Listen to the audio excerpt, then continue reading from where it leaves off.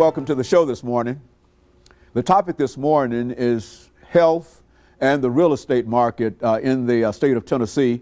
And we're fortunate to have with us to talk about the real estate market and health in Tennessee, Mr. KRedditt1, who is an attorney as well as a real estate broker.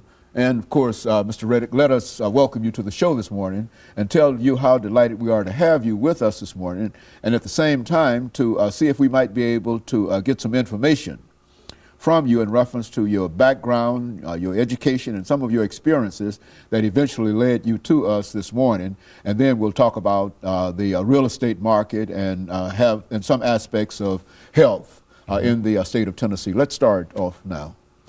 Thank you, Dr. Haney. It's a pleasure to be here with you today.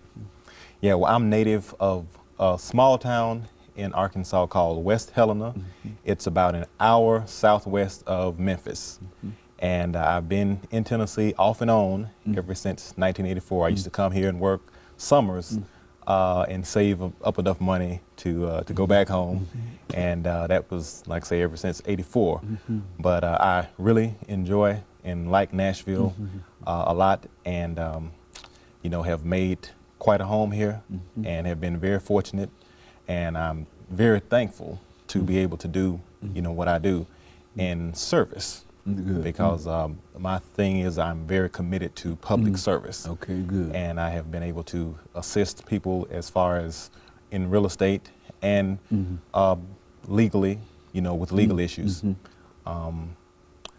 I do both full time. I'm a full time real estate broker and a full time attorney, and it just affords me so many opportunities. And I tell you, working with first time home buyers, that is really something that I enjoy, because it's nothing like having them, because they don't understand much about the process. And that's one of the things that I offer is counseling services to first-time home buyers, people that have issues as far as with their credit, that's trying to get their credit restored and trying to get up to a point. I'll have individuals that will come to me saying, my credit score is not that great. Is there anything that I can do?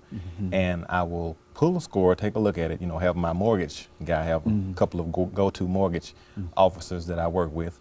They'll pull the score and say, you know, it's not very good. And typically, based on the scores, it's a situation where you probably are going to have to invest a significant amount of time in doing that. But as long as I can tell that they are serious about the process and they really, really want to buy, I will take the time to assist them and help them out and give and work with them every step of the way, from ordering their information with the bureaus. I will let them know what they will need to do initially to get the process started, by way of contacting all three of the major credit bureaus, Experian, TransUnion, Equifax, and in writing, and request a copy of their score, and then that way we'll have something to look at, and then at that point make decisions as far as what needs to be done and what we need to get them to in order for them to qualify and be able, you know, to purchase a home.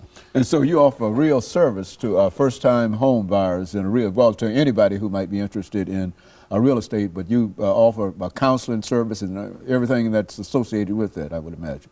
Absolutely, absolutely. I enjoy, you know, thinking about what is it that we can do. Person comes to me and they say, well, I have a bankruptcy, I have a foreclosure. That's what the thing that I urge them to do is always disclose whatever it is and to be upfront about it, because anything with a serious prospective buyer can be dealt with and can be handled, and you can ultimately get them to a position where they can be a home buyer. But you know, they would have to, I think the primary thing is it would be discipline. It would take discipline, and we'd have to do some things differently than what happened to get you in that, you know, 490 in other words, to 530 range. You would expect a person to be honest in reference to some of the things that they tell you if they have a desire to get a home, regardless of what their situation might be.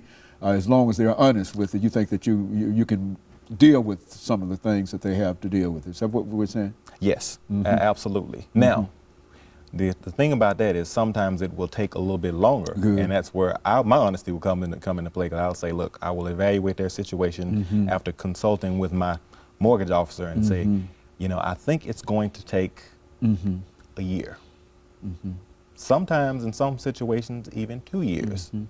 And every once in a while, have to look right at someone and say, it is going to be a while before you will be able to buy.